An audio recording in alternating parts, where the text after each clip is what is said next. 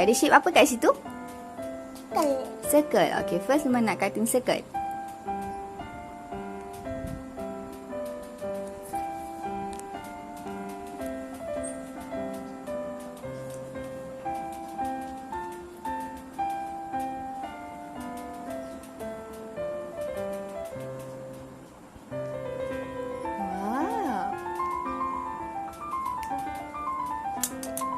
Okay, dah siap meletak dekat atas chopping board. Kenapa hancur kan? Tu shape apa tu? Ibu buat rectangle kecil. Rectangle. Very good. Mama tak kena rectangle lah. Okay, very good.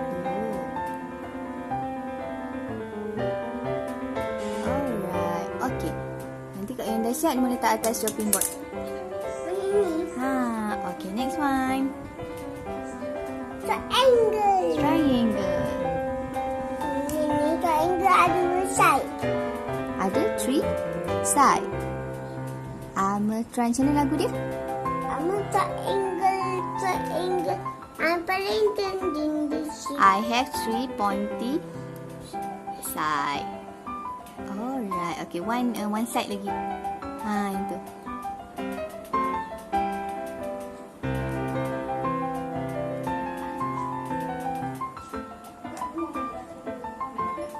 Alright.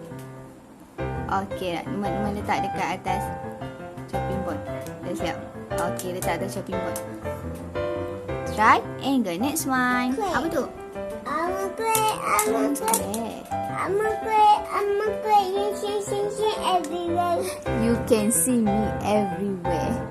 Okay, sini everywhere.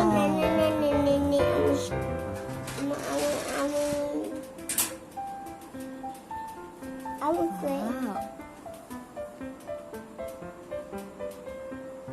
Yeay. Okay, square dah siap. Letak dekat sana.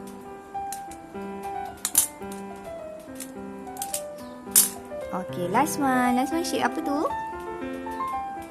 Heart. I'm a heart. I'm a lovely little shape. Pingu. Ibu tak ada gambar pingu. Bingo. Pingu nak tengok dah takut. Lagi tu, pingu nak tengok dah takut. Nak main dengan Toddler.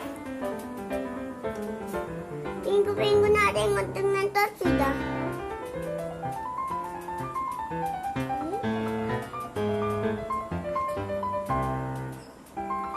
Jadi ke hai Lukman tu? Tara. Okey. Dah kira Lukman letak atas chopping board.